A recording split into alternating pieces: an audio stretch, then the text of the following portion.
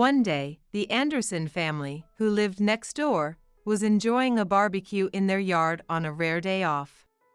My son, John, was away on a business trip that day. Unaware of anything, their children were happily running around in the spacious yard. As I gazed at the Anderson family with a lonely look in my eyes, the wife, Kate, noticed my stare and gave a slight nod. Would you like to join us, Sophia? Kate kindly invited me, but all I could do was force a bitter smile, weighed down by complicated feelings. My daughter-in-law, Sarah, who was watching the Andersons with me, remarked, They look like a picture-perfect family, don't they? She didn't mean it sincerely. There was a hint of sarcasm in her tone.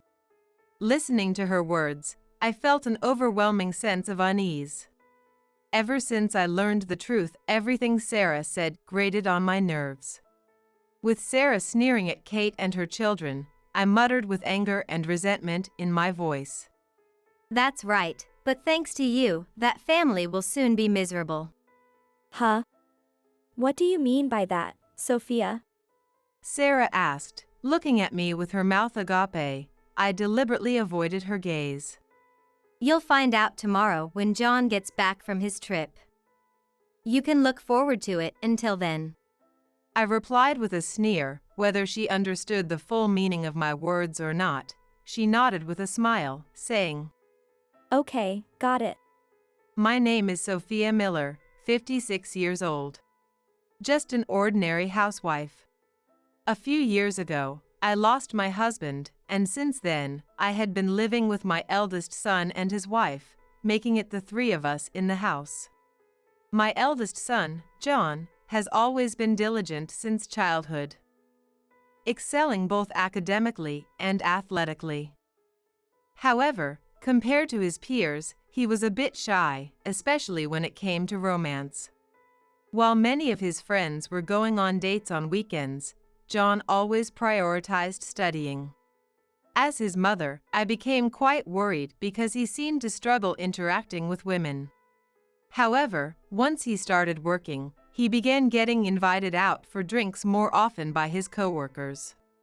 Perhaps it paid off, because one day he met a popular receptionist at his office, and their relationship blossomed. When he brought that woman, Sarah, home, I was so proud I wanted to shout, "Well done," inside my head.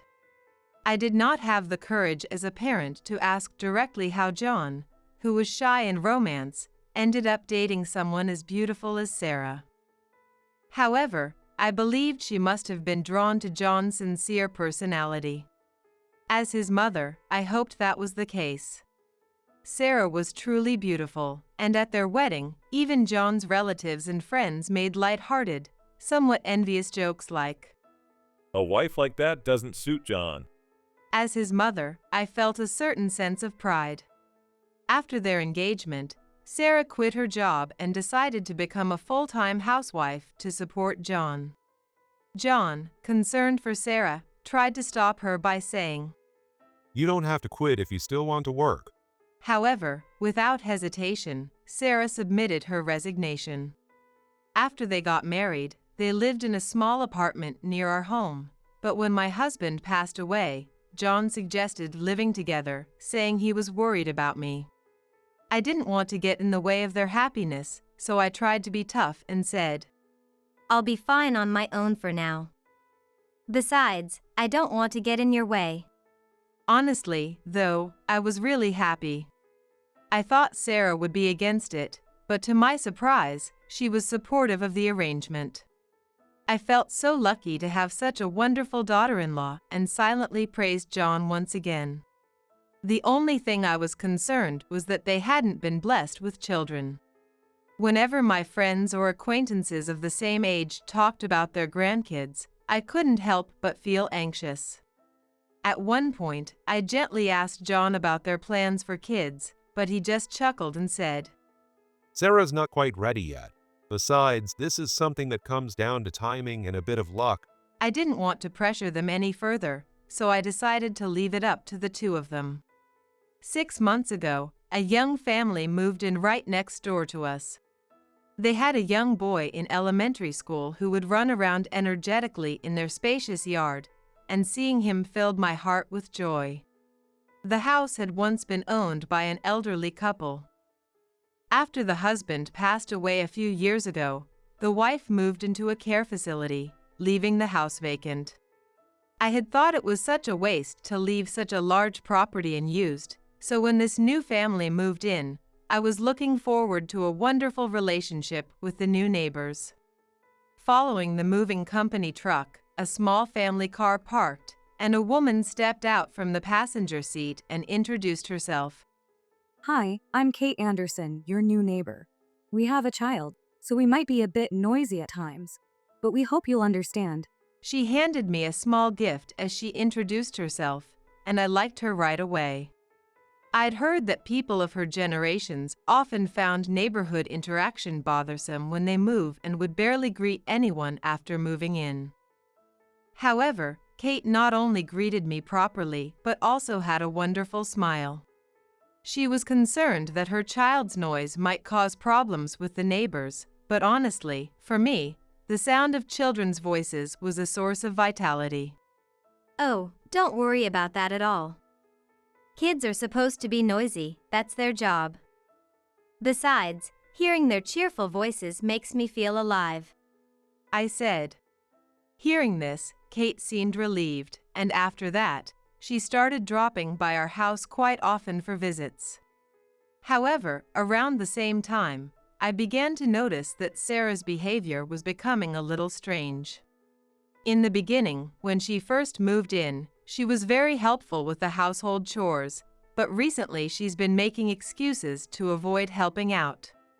If she had something important to do, I'd understand, but more often than not, she'd just be in the bedroom, playing on her phone. Even so, I hesitated to nag too much, fearing it could escalate into a typical old-fashioned mother-in-law and daughter-in-law conflict. After all, Sarah married John, not me. By convincing myself of this, I tried to overlook Sarah's behavior. I soon came to realize that her cold attitude was not just towards me but also towards her husband, John. One evening, while the three of us were having dinner together, John was sharing a story from work. Sarah suddenly got up, saying, I'm done. even though there was still food left, cleared the dishes, and went back to the bedroom. Another time, when John tried to invite Sarah for a drive on a day off, she responded dismissively, Why don't you just go by yourself? It's too much trouble. with a look of annoyance. Worried by her indifferent attitude, I asked John, Are you two not getting along lately? Did you have a fight? John simply looked puzzled. Not that I know of, but yeah, she's been acting strange lately. Without knowing the cause, both John and I felt uneasy and continued to be bothered by the situation. Sarah's strange behavior was not limited to us. She also started acting oddly towards the Anderson family next door. When the Andersons first moved in, Sarah had welcomed them with a big smile, excited about making new friends, but her attitude gradually began to change. She began making harsh comments, particularly toward Kate and her child. On a school holiday, the child was playing in a pool in their yard, filling it with water and having fun. Sarah stood by the window, saying in a sharp tone, What kind of parenting lets child make such a ruckus in a quiet residential area like this? I happened to overhear this nearby and felt a bit surprised. Well, I think it's great to hear children playing loudly. We don't have as many children around here these days, so it's refreshing, I said. In response, Sarah gave me a displeased look. That's exactly how you spoil children. If you don't discipline them when they're young, it'll be too late when they're older, she said, furrowing her brow. It almost felt like I was the one being scolded. She also made harsh remarks toward Kate. One day, when Kate was leaving to go shopping in her car, Sarah muttered, She's still young enough to walk to the store. People like her are the reason we have environmental problems. criticizing Kate as if she never used a car herself. Sarah, don't you think you're being too harsh on Kate and her child? You should try to be a little kinder. They're our neighbors, and we'll be living next to them for a long time. I gently tried to caution her, but she glared at me and snapped back. I'm just pointing out what's right and wrong, Sophia. I can't accept having such inconsiderate people as neighbors. I started to feel uneasy as I noticed a change in Sarah's behavior. While she remained very strict with Kate and her child, she seemed unusually friendly toward Kate's husband, Mark. Until then, Sarah had no interest in gardening, but right after the Anderson family moved in, she started volunteering to water the garden in the evenings, which happened to be the time when Mark returned from work. The two of them were chatting happily in front of the house. Sarah's expression at that moment was quite different from the one she usually showed John or me. She looked like a charming young girl. It might be strange to say, but she seemed like a girl in love. Sarah, it's fine to be friendly with the neighbors, but getting too familiar with the neighbor's husband might not be wise. People might misunderstand, I said out of concern. She replied irritably. Whatever people think of me is none of your business, Sophia.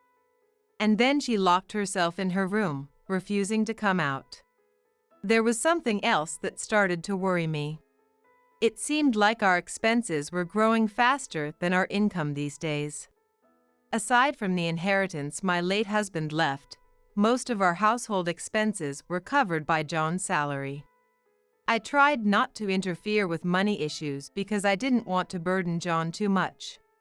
However, the number of months we received reminder letters in the mail for overdue utility payments had increased. Since John worked for a large company, so it didn't make sense that we'd be falling behind on payments. Yet, in reality, the payments were falling behind. I wondered if perhaps John was having financial troubles and couldn't bring himself to tell me, but judging by his usual behavior, that didn't seem to be the case. Still concerned, I decided to ask him indirectly if they were facing any financial difficulties. Sarah takes care of the money, so there's nothing to worry about. Besides, I was recently promoted to section chief, so my salary should have gone up. He replied with a wry smile. Despite his reassurance, my suspicions started to shift toward Sarah. She didn't seem to suspect that I was growing suspicious of her, but I made an effort to keep an eye on her whenever I could. I soon noticed that she was glued to her phone almost all the time. Whether during meals or when John was talking to her, she kept her eyes on her screen. Then, one day, I witnessed something shocking. John had gone out for a business engagement, and as usual, Sarah was looking at her phone. Suddenly, she jumped up and dashed outside. Having suspected her for some time, I quietly followed her without letting her notice. I saw her hurriedly entering the Andersons' house next door, a place she usually complained about. If I recalled correctly, Kate had mentioned that she and her child were going out to prepare for an upcoming field trip. Unaware that I was watching, Sarah knocked on the front door of the Andersons' house. It puzzled me because there was a doorbell she could have used. Just as I wondered why she didn't press the doorbell, Mark opened the door. As they gazed into each other's eyes, they suddenly embraced and started kissing. Oh my. What on earth is happening? I muttered, covering my mouth in shock. They were having an affair. After learning Sarah's betrayal, memories of her behavior started flashing through my mind. Her cold attitude toward me and John had started when the Anderson family moved in next door. If Sarah's true affection was not for her husband, John, but for our neighbor, Mark, then everything made sense. The harsh remarks she repeatedly made about Kate and her child were because she saw them as obstacles. The reason she didn't use the doorbell was to avoid being noticed by neighbors. I felt all of her actions and words were converging toward one single truth, and I was overwhelmed by a profound sadness. We had all been deceived by her all along. Not only us. Kate and her child were likely unaware of this truth as well. Sarah and Mark had betrayed both their families. My body shook with anger and disappointment, but I fought hard to hold myself back from taking a step forward. What good would it do if I rushed out and confronted her? She would probably deny everything and ask. Do you have any evidence that Mark and I are involved? I didn't have any evidence. I was so shocked that I hadn't even thought to take a photo. If she insisted it was a mistake or denied it outright, that would be the end of it. I knew I couldn't simply ignore what I had witnessed today and pretend it never happened. It would only lead to unhappiness, not just for me, but for John, Kate, and her child too. I steeled myself, determined that I had to teach Sarah and Mark a lesson. I decided to use the money I had saved for my retirement to consult a private investigator recommended by a friend. The investigation revealed that their relationship had developed far beyond what I had imagined.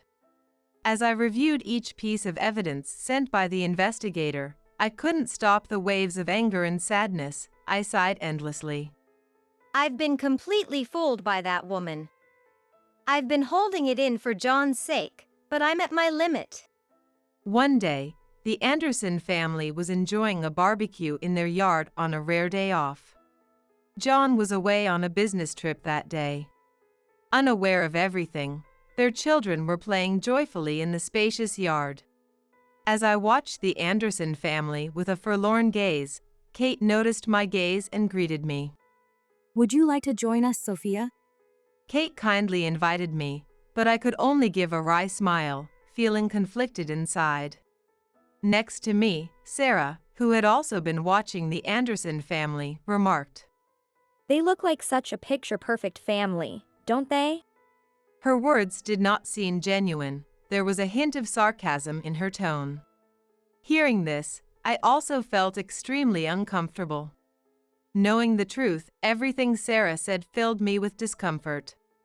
Watching Sarah scoff at Kate and her child, I muttered with a voice full of anger and resentment. Yes, but thanks to you, that family will be miserable. Huh? What do you mean, Sophia? Sarah asked, looking at me with her mouth agape. I deliberately averted her gaze. Tomorrow, when John gets back from his trip, you'll find out everything. You can look forward to it until then. I replied with a mocking laugh. Perhaps not fully grasping my meaning, she nodded with a smile and said, Okay, got it. The next day, when John returned from his business trip, I called both of them into the living room. Unaware of anything, Sarah casually looked at her phone. Probably still secretly communicating with Mark. Watching her expression, a slightly excited look she had never shown to John, I didn't need words to understand what was going on.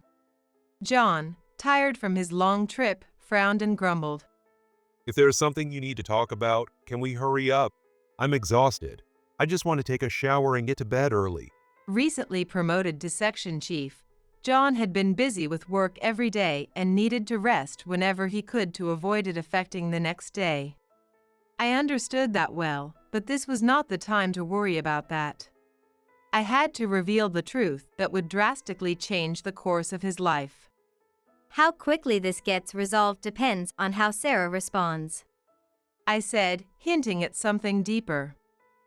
Sarah looked up from her phone, her face showing a blank expression, and asked, What do you mean by that, Sophia? Instead of answering her, I placed a large brown envelope from the private investigator on the table. What's this about a private investigator? What's going on? John asked, looking back and forth between me and Sarah, clearly confused. Meanwhile, Sarah's face went pale, and she couldn't say a word. Sarah, what's the matter? You don't look well. Are you feeling unwell? John noticed her pale face and leaned in to check on her. He gently rubbed her back and said, Now that you mention it, you don't look great. If you're feeling sick, don't push yourself. Go rest in the bedroom for a while. I knew I was risking being disliked, yet I said, John, you are truly a kind person. I am proud of how you've grown into such a respectable human being. But you don't need to be kind to Sarah. What do you mean by that? That doesn't sound like you, Mom. John responded. I stared straight at Sarah, letting the silence build. Sarah lowered her head, clearly trying to avoid my gaze, but it was obvious that the blood was draining from her face. Seeing the private investigator's logo, it seems like you have something on your mind, Sarah? She didn't say a word. Normally, she would have snapped back at me with a sharp retort, but her silence only deepened my suspicions. Even John started to sense something was off. He grabbed her shoulders and shook her, asking, What's going on? Do you know what Mom's talking about? Seeing that remaining silent wouldn't get us anywhere, I decided to go ahead and dump out the contents of the envelope. Out came a pile of photos along with dozens of pages of investigation reports.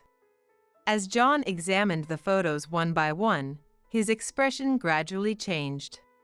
His usually calm face grew tense, his brow furrowed, and his eyes became bloodshot. Occasionally, he glanced at Sarah, who sat silently next to him, and muttered. What is this? Seeing John discovering the truth about Sarah's infidelity for the first time, I spoke to him in a calmly manner. Your wife, Sarah, has been secretly meeting with Mark Anderson while you're at work. And it wasn't just that. She's been making excuses to go out and meet him at hotels. That's why she's been so cold to both you and me. Hearing her affair exposed to John, Sarah let out a shrill scream. Eek. It's all over.